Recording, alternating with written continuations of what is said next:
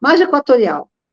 Eu, por muitas vezes, por vários debates internos, eu levantei a necessidade de a Petrobras abrir essa, essa divulgação, trazer para a população como um todo os dados que envolvem essa pesquisa nesse poço, na bacia da Foz do Amazonas, e esse nome foi muito infeliz, né, porque aí as pessoas acham que é na Foz e não é, é o nome da bacia sedimentar, e, e não tive muito sucesso. Então, por isso até fiz aquele post, né, porque fica, hoje, nesse governo progressista, né, que a gente conseguiu derrubar o fascismo, mas é um governo de frente ampla, a gente sabe disso. Hoje, tudo que dá para a mídia utilizar para tentar fazer uma cisão interna e demonstrar que o governo está desunido, que o governo está em contradição, é feito. Né?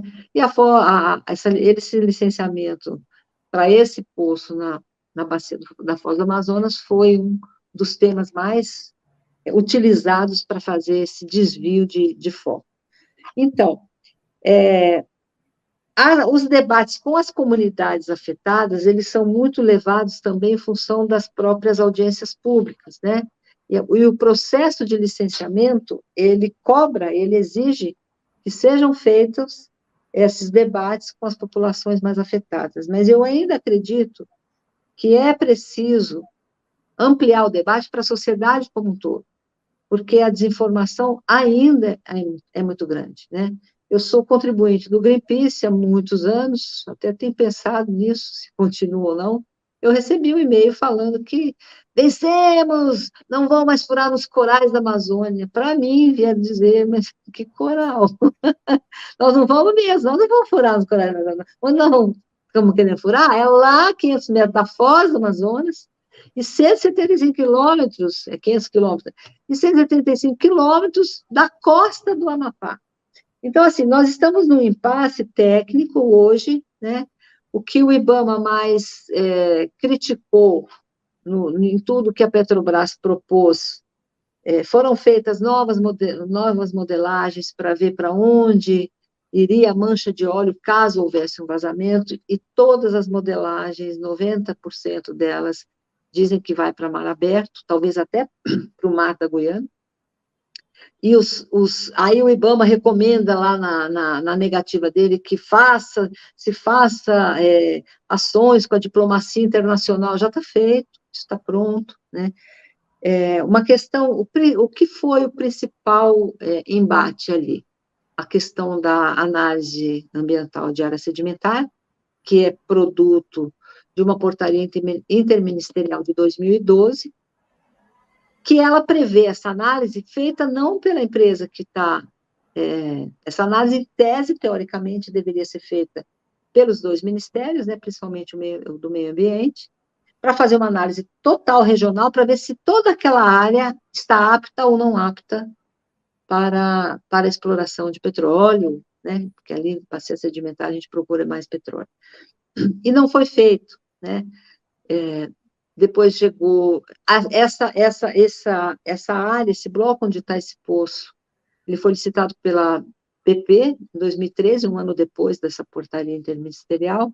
Não se fez a análise, depois veio o golpe, aí se desmontou total os órgãos, né, o IBAMA e todos os órgãos, os grupos interministeriais, que inclusive que tinham participação de entidades civis, né, isso tudo foi desmantelado pelo governo Bolsonaro.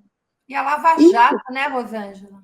e a Lava Jato, ela desmontou o país, né? Ela penalizou as empresas, né? Hoje, a gente já vê jornalistas da mídia tradicional falando isso. Quando nós dizíamos, éramos, né, tendenciosos, enfim. A Lava Jato destruiu o Brasil, destruiu 4,5 milhões de empregos, destruiu várias empresas que estão tentando se recuperar, né? Porque a gente também estava exportando engenharia, né? A gente exportava, a gente concorria com a empresa americana, né? Isso incomodou muito, enfim. E aí, agora chega numa parte, né? A gente teve a AGU deu um parecer de que realmente essa análise não é necessária para a perfuração deste poço, Então, foi introduzido aí uma questão jurídica, e a gente, assim, e a questão técnica, até onde eu sei, o principal problema era que nas propostas da Petrobras de mitigação de um eventual vazamento, que seria muito difícil, né? É um poço, gente, nós estamos só tentando furar um poço para verificar se tem um potencial petrolífero ali, né? Se houver, nós vamos ter que furar mais, aí o licenciamento, aí a discussão é muito mais ampla. Mas, enfim, e aí o IBAMA não, criticou porque a gente tinha apenas uma base para resgate da fauna. Caso houvesse derrame, e a fauna fica, né, atingida pelo óleo, então, para resgatar e tratar essa fauna, a gente tinha uma base em Belém. Muito bem. Então, colocamos mais uma base lá no Oiapoque, né? E a outra questão, a principal questão era essa, porque levaria muito tempo para uma embarcação e chegar lá 500 quilômetros, né, de Belém até onde está o poço, são 500 quilômetros de distância, então levaria muito tempo para chegar lá o resgate. Então, a Petrobras propôs uma base no Oiapoque. Nós temos 6 barcos que vão ficar à disposição para qualquer eventualidade ali. Na Bacia de Campos, nós temos, não me lembro quantas plataformas, mais de 20, nós temos 7 barcos. Na Bacia de Santos, produzimos bombando, nós temos 6. Nós oferecemos 6 para um poço, não é para um complexo de produção.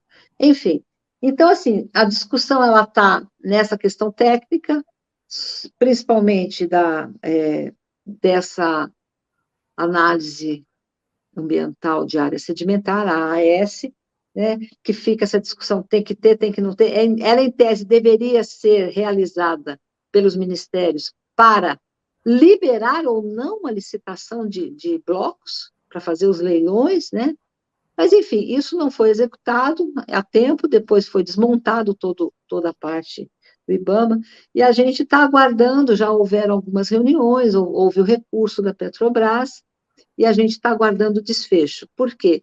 É fundamental para a decisão, como eu coloquei da outra vez, né? A perfuração o poço 59 Foz do Amazonas, né? O nome do poço é esse, mas é o Amapá, a gente chama também de Amapá submarino, é a costa do Amapá. A decisão estratégica já foi dada, é preciso. Nós precisamos repor a produção do pré-sal aqui no Sudeste, principalmente na Bacia de Santos, mas um pouco na Bacia de Campos, ela deve começar a entrar em declínio em 2030, né? Porque toda a produção, como não é renovável, né? O petróleo, ele vai se formar milhões de anos. Então, nós não vamos ver a próxima formação onde quer que ela se dê. Então, como não é renovável, começa a declinar, não tem jeito, começa a cair a produção. E isso vai iniciar, a princípio, em 2030, a menos que se faça alguma descoberta inesperada, mas a gente avalia, né, com o pé no chão, que é isso. E nós precisamos repor essas reservas, né? E a gente não começa a furar, e isso é assim, a partir do descobrimento de um poço que constata que tem, nós temos que furar, mapear, a partir daí são 10, 12 anos até desenvolver. Sim. Né? A indústria do petróleo, ela é de muito longo prazo. E nada está em prateleira, um navio, um equipamento, tudo tem. Então, a gente leva de 10 a 12 anos, entre constatar que tem recurso ali, que tem um reservatório, e começar a produzir isso. Então, é importantíssimo que a gente faça essa reposição, né? Até porque, ainda que a gente não precisasse de combustível, precisamos da petroquímica. Então, essa decisão estratégica, política estratégica, ela já foi tomada. Nós precisamos agora encontrar formas de fazer isso com proteção ao meio ambiente. E essa é a discussão que está com o IBAMA, né? E vamos aguardar aí como é que se desenrola esse debate técnico entre a licença, entre o órgão ambiental e a empresa. Acredito que tudo caminho para um desfecho favorável, para a gente poder, pelo menos, saber se tem ou não. se tem petróleo, né?